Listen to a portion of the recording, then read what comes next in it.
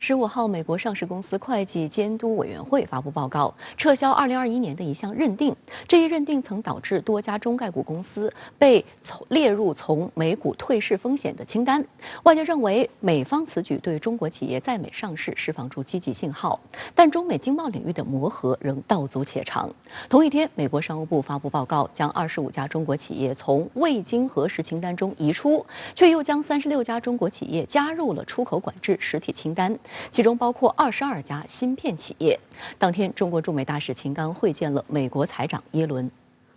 中国驻美国大使秦刚和美国财长耶伦就落实中美元首巴厘岛会晤重要共识以及共同关心的双边和多边经济财经问题深入交换了意见。双方同意继续保持交往，加强宏观经济政策协调及在双边经贸问题上的沟通，促进共同应对全球性挑战，推动中美关系健康稳定发展。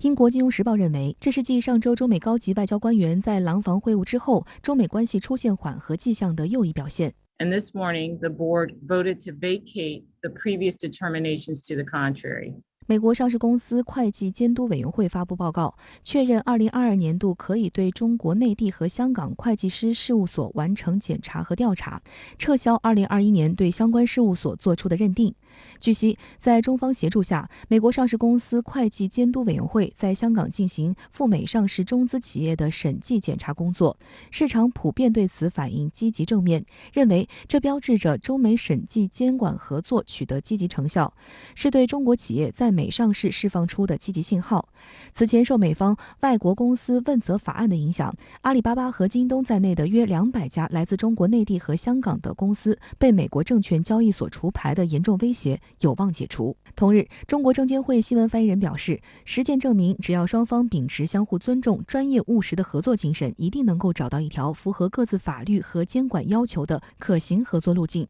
深圳卫视注意到，15号，美国商务部工业与安全局官方网站发布一份文件显示，有25家中国实体被移出了未经核实清单。这意味着美国出口商在向这些企业供货前，无需再进行额外的调查。中国商务部对美方这一决定表示欢迎。15号，外交部发言人汪文斌回应表示，中方在有关问题上的立场是一贯的、明确的，中方将继续坚定维护中国企业的正当合法权益。我们敦促美方停止泛化国家安全概念，停止对中国特定企业采取歧视性、不公平的做法，停止将经贸问题政治化、武器化。然而，需要警惕的是，美国商务部的同一份报告还新增将36家中国实体列入美国出口管制实体清单的内容，其中包括芯片制造商长江存储、寒武纪科技、中国电科等22家中国智能芯片行业的主要企业。美方宣称，这些中企将被禁止从全球范围内获得由美国设备制造的技术。路透社认为，这是拜登政府以小院高墙围堵中国科技产业的一个新动作。不仅美国自身对华施压，美国政府还敦促荷兰、日本和其他拥有尖端设备制造公司的未指明国家和地区跟随美国的脚步，对中国企业采取类似出口管制的规则。彭博社评论认为，此前长江存储一度可能成为苹果公司的供应商，但美国对中国半导体公司的打击让这一合作破灭。And the U.S. wants to cut them off at the knees. In particular, they want to interfere with China's ability to make chips and use chips. At one time, they were talking to be a supplier to Apple, but it seems like the door's now closed. From the company perspective, this seems to be making life difficult for companies on both sides of this debate. That's right. Another thing to remember about this trade war between these two countries and how it's got ripple effects far beyond Silicon Valley, far beyond China. 中国政府也通过各种多边平台积极维护中企权益。12号，中国在世贸组织对美国对华芯片出口等管制措施提起诉讼。15号，世贸组织对此进行确认。中国商务部当晚表示，美方近年来不断泛化国家安全概念，滥用出口管制措施，阻碍芯片等产品的正常国际贸易，威胁全球产业链供应链稳定，破坏国际经贸秩序，违反国际经贸规则，违背基本经济规律，损害全球和平发展利益，是典型的贸易保护主义做法。中方在世贸组织提起诉讼，是通过法律手段解决中方关注，是捍卫自身合法权益的必要方式。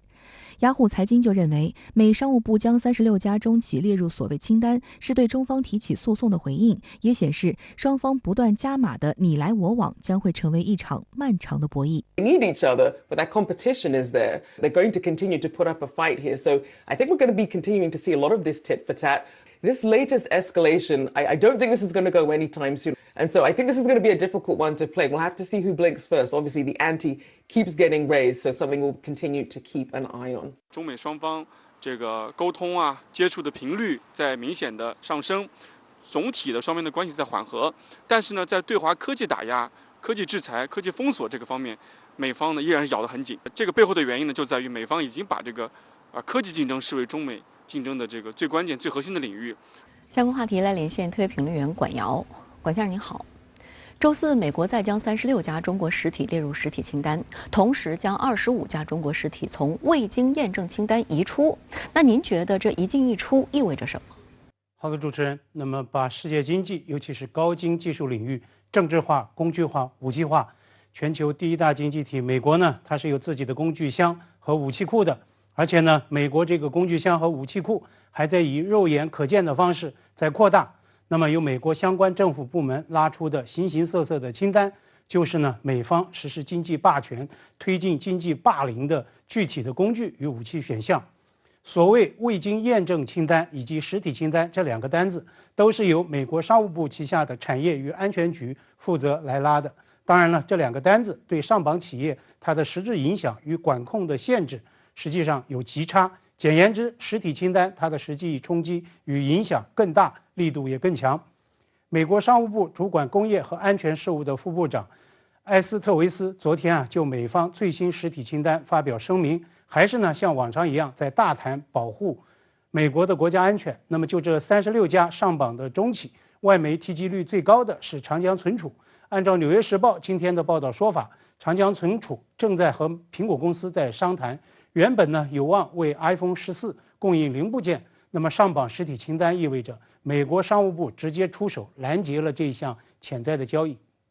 美方声明也确认，这是继10月采取行动基础上的再次严格设限。那么设限领域从芯片、从先进计算、像人工智能等等可用于军事部门的诸多尖端技术领域在扩散。那么值得我们注意的是，这次上榜的23家所谓中方实体呢，集中在美方认定为与中国军方以及国防工业所谓密切相关的人工智能先进芯片的供应商。那么美方呢将会对他们实施更加严格的限制，也就是所谓外国直接产品规则，也就是呢一切带有美国技术或软件的产品，哪怕是在美国以外的国家生产制作，那么它对上榜这些个中方实体的供应也将会被切断。那么在芯片以及人工智能、高端计算等等这些个领域，鉴于美国技术以及软件的全球渗透，那么外国直接产品规则几乎已经涵盖了大多数的全球性的科技企业。那么美国就是以这所谓外国直接产品规则来对华为设限的，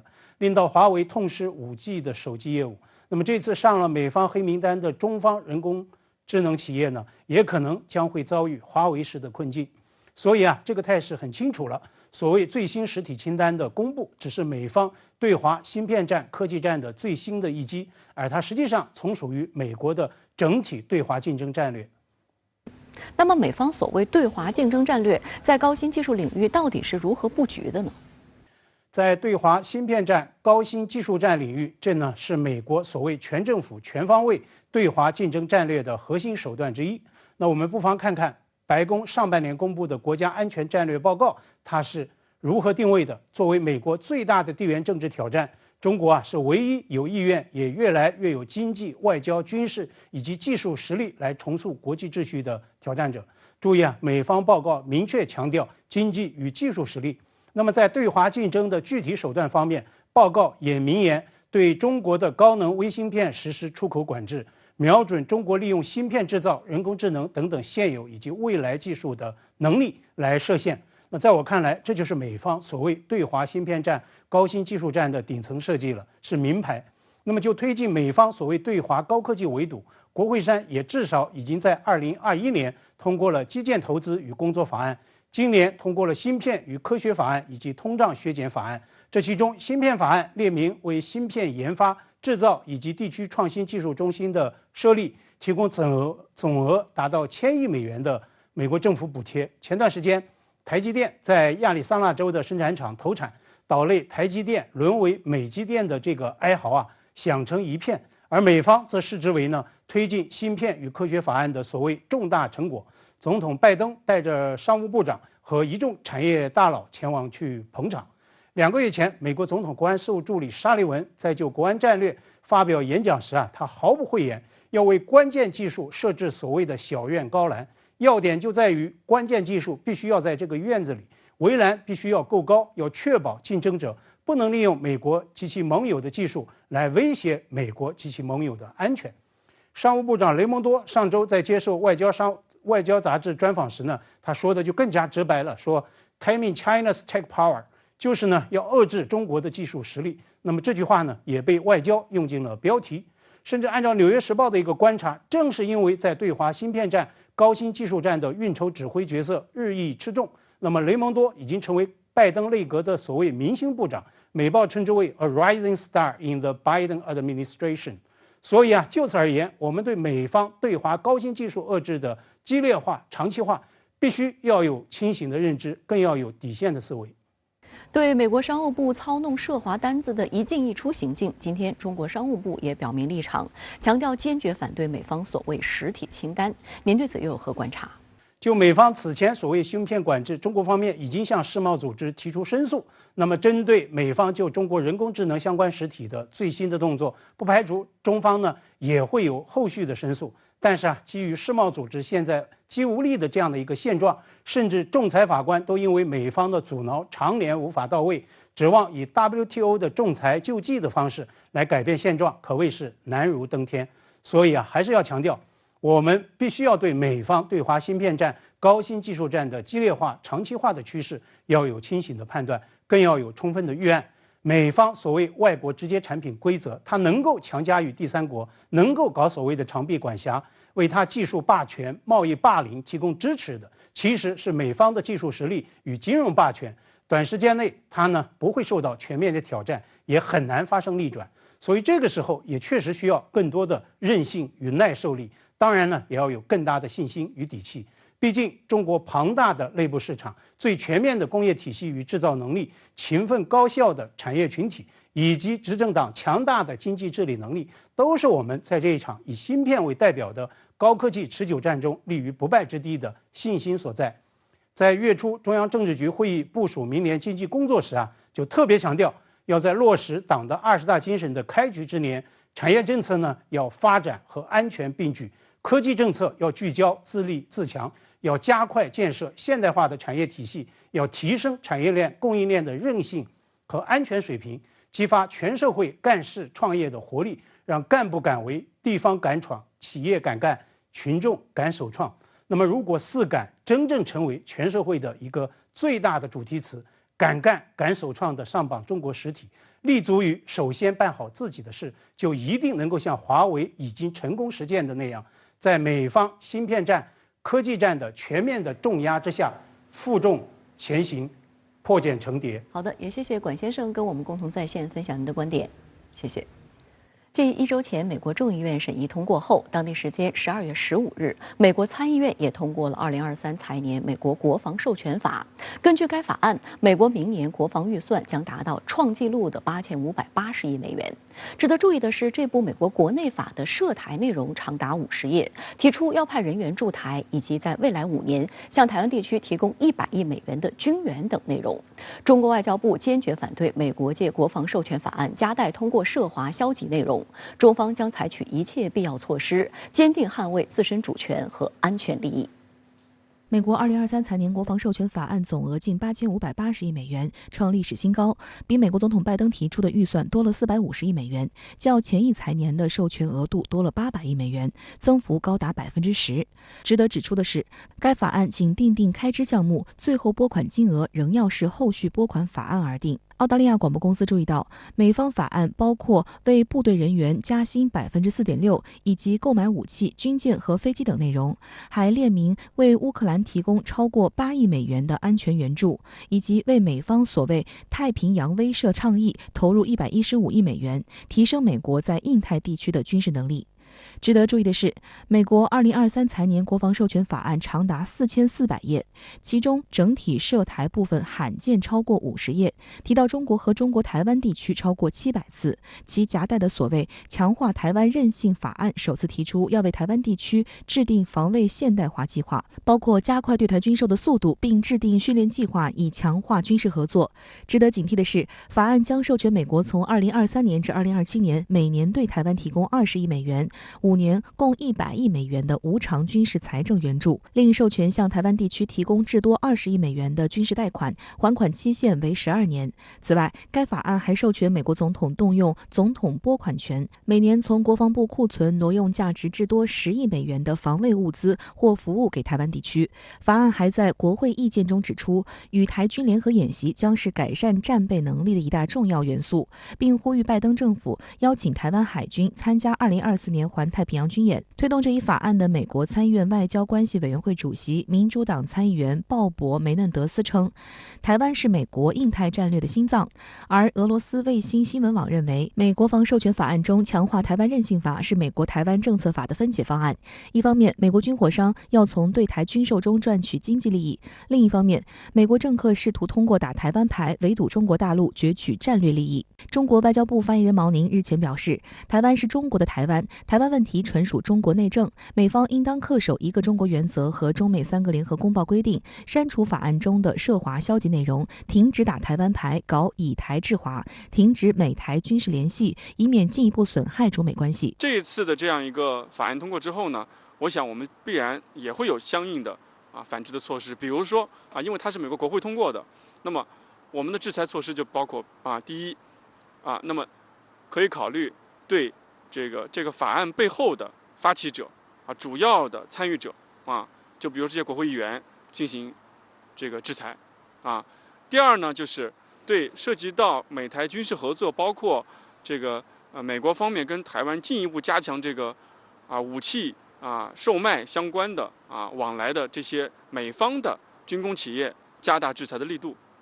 尤为值得警惕的是，美方首次在国防授权法案中提出对台无偿军援的内容，宣称5年内要向台军提供100亿美元。按照美国相关法律，这项援助应购买美国企业生产的防卫装备、服务，还包括部分无偿赠款，旨在快速提高对方的军事行动能力。英国金融时报认为，美国政府将首次为台湾提供武器融资，这将令中美关系滑落至1979年建交以来的最低水平。此外，法案还提出由美国总统为台湾建立一套区域应急储备，届时台湾将能优先取得美国超额防卫物资，包括授权每年10亿美元的美国军事储备库存装备，实际上赋予中国台湾地区与特定非北约盟友同样的待遇。观察指出，这意味着相关武器项目不必经过台当局的申请，而由美方按照自己的战略需求来提供。换句话说，是通过武器和训练提供互操作性，将台湾地区纳为美国的所谓准盟友，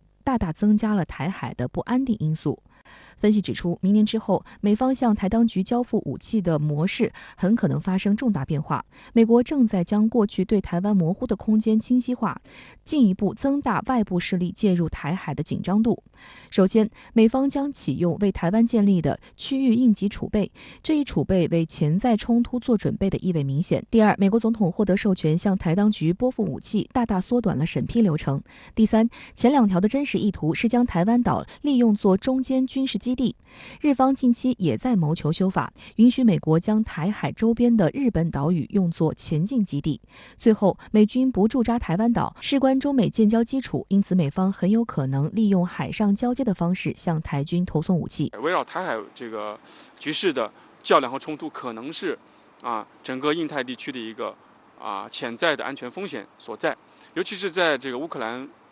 危机的这个背景下，我们看到包括日本包括这个美国的一些其他的盟友都在鼓吹说，这个应该在台湾问题上强化对中国的这个遏制和威慑当然，这种观点是非常的荒谬的。但是我们要对这种论调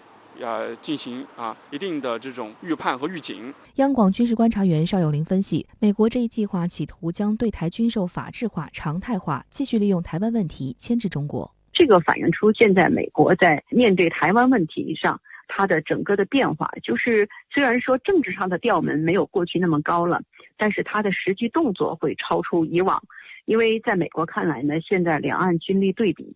已经是完全倒向了大陆一方。他认为呢，大陆可能随时动用武力解决台湾问题，所以现在呢，他们就一定要加强台湾的军力建设，要对台湾的军力发展做一个规划。不是像过去一样那种很随机的采购，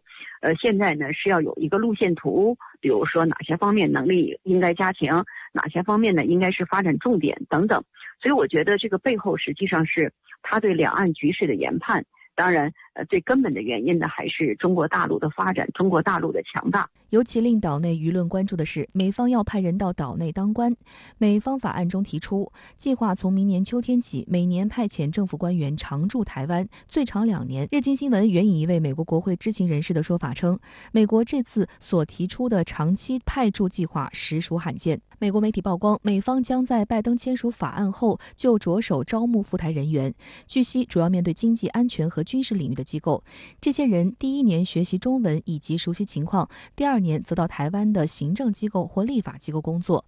而后每年预计派遣10名研究员访台。香港大公报发文指出，美方的5年100亿无偿军援能否落实也令人怀疑。因为美媒报道称，自2019年以来，美国有高达140亿美元的售台军备延迟交货，在今年爆发俄乌冲突之后，延宕交货的情况更恶化。此外，对于美方加码干涉中国内政的行为，中方必做出反制措施，最终的后果还得由台当局来承担。美国挺台根本就是害台。相关话题来连线特约评论员刘和平。刘先生您好。美国国会参众两院通过了国防授权法，授权拜登政府向台湾提供5年共100亿美元的军事援助，并计划将美军多余的国防物资转移到台湾。您觉得此举对台海局势来说究竟意味着什么？我认为此举对于台海局势来说，无异于是打开了一个潘多拉魔盒。首先，我们知道，自从美国与中华人民共和国建交，与台湾当局断交之后，美国向台湾输送武器主要靠的就是军售模式。而美国对台军售虽然明显违反了中美建交3个联合公报，但是它在军售规模上还是受到约束。而按照与台湾关系法明确规定，只能向台湾提供防御性武器，美国也不敢向台湾肆无忌惮地出售进攻性武器。然而，美国向台湾提供军事援助，显然就突破了相关文件或者法律的规范。它为美国向台湾输送进攻性武器，甚至是大规模杀伤性武器，打开了一个巨大的缺口。未来美国对台湾的军备输送极有可能会无法无天，不受控制。其次，它还意味着未来美国向台湾军援什么样的武器，完全由美方说了算。美国不仅可以向台湾输送他们认为必须的武器，而且可以借助输送武器的机会，按照自己的意图重新改造台湾军队，将自己的台海战略移植到台军头上，甚至是全面接管台军的指挥权。当然，更加值得注意的是，这份国防授权法还计划将美军多余的国防物资转移到台湾。这也就意味着美国还计划要在台湾建立一个军火库，以在紧急情况下能够为美军所用。这不仅意味着美方正在以国防物资转运的方式，将美军的军火库与台军的军火库变相打通，而且意味着美国正在以实际行动为将来军事介入台海局势做准备。或者说，美方想以此对外暗示，将来一旦台海发生战争，他们铁定会介入。我认为这实际上是在以另外一种形式宣示了美军介入台海战略已经由模糊化走向了清晰化。那除了军事上的意义之外，您觉得美国国会通过的国防授权法准备向台湾提供军备援助与转移多余国防物资，又在政治上具有怎样的恶劣的影响？我注意到，为了避免公然踩踏一个中国红线，以及避免过度刺激中国大陆，美国众议院通过的这份国防授权法删掉了几个极具挑衅性的条款，包括一是要求美国国务院将台北经济文化代表处改名为台湾代表处；二是要求美国在台协会处长一职的人事任命应仿照美国派驻其他国家大使的模式，由参议院投票任免。不过我认为美国国会的这个做法完全是在欲盖弥彰，完全掩饰不了他们企图踩踏中美关系政治红线，变相突破一个中国原则的野心。这首先体现在美国对台军售与对台军援还是有着本质性的不同的。美国对台军售虽然也在一定程度上违反了中美建交3个联合公报，但是从另外一个层面上来讲，军售的对象既可以是国家，也可以是地区，甚至是某个武装团体。而过去这些年来，美国对外军事援助的对象，这基本上是美国的同盟国，比如以色列。在上世纪80年代以前，美国与中华人民共和国尚未建交的时候，美国曾经向蒋介石政府提供了大量的援助。在美国与台湾当局断交，与中国大陆建交之后，美台之间的军备往来就变成了军售模式。而现在在时隔40多年之后，美国又重启了对台军援，这不是在掏空一个中国原则吗？其次是国防授权法中有关将美军多余的国防物资转移到台湾这一条，问题就更大了。过去美国只是向自己有海外驻军的同盟国才进行军备转移，或者说是在相关同盟国内建立军备库，比如现在的日本、韩国与菲律宾。在美国与中国大陆建交之前，美军在台湾既有驻军，也有建立军火库。但是在美国与台湾当局断交之后，美方就依照中美建交3个联合公报的规定，将驻军和军火库全部撤出了台湾。那么你现在虽然美国军人没有来，却先把军火库搬过来了，这究竟是几个意思？除此之外，美国众议院在通过的国防授权法中，虽然删除了赋予台湾特定主要非北约盟国待遇这样一个耸人听闻的条款，但是却增加了在军备转移上以非北约盟友同等方式对待台湾这样一个内容，这不也是在掏空一个中国原则吗？那您觉得美国国会为什么会选择在这个节骨眼上，以国防授权法的方式出台对台军备援助以及转移多余国防物资这些内容呢？我注意到国防授权法中列明的理由有2条，一是美方认为中国大陆准备以非和平的方式解决台湾问题，违背了美国的期待；二是中国大陆的军事飞速发展不仅导致了两岸军力的失衡，而且增加了台湾被武统的风险。我认为这2点理由都是似是而非，站不住脚，甚至是倒果为因的。中国大陆不放弃以武力方式解决台湾问题，根本原因就在于岛内出现了台独势力，以及境外势力加大了对台湾介入的力度。也就是说，台独与境外势力介入才是因，中国大陆不放弃以武力解决台湾问题，以及为此而发展军备，实际上是果。不仅如此，美国重启对台湾的军援与转移国防物资，不仅不能够为台海带来和平与安宁，相反还将进一步激化台海局势，将台湾推入到万劫不复的境地。因为对于中国大陆来讲，最终是否会武统台湾，并不是取决于台湾的军事实力如何，以及美国为台湾提供了多少军事援助，而是取决于台湾是否会宣布独立。而美国加大对台湾的军事援助，无疑是在为台独势力撑腰壮胆。那么值得注意的是，为了争分夺秒加快武装台军，减少障碍，美国国会的政客们还将军援台湾的条款打包进了新一年度的国防授权法中，使得拜登总统无法拒绝，不得不签字。好的，也谢谢刘先生跟我们共同在线分享您的观点，谢谢。第5轮中国欧盟工商领袖和前高官对话15号以视频方式举办。国务院副总理刘鹤发表书面致辞，表示中欧关系在当前复杂形势下重要性尤为凸显。他还呼吁中欧共同维护多边贸易体制，找到继续推进中欧投资协定的办法。而中国驻欧盟使团团长傅聪在会上强调，中欧应共同反对以安全之名搞脱钩断链和保护主义。中欧高层近期互动频频，而欧盟近期被美国从背后捅刀，也让中欧合作的意义更加凸显。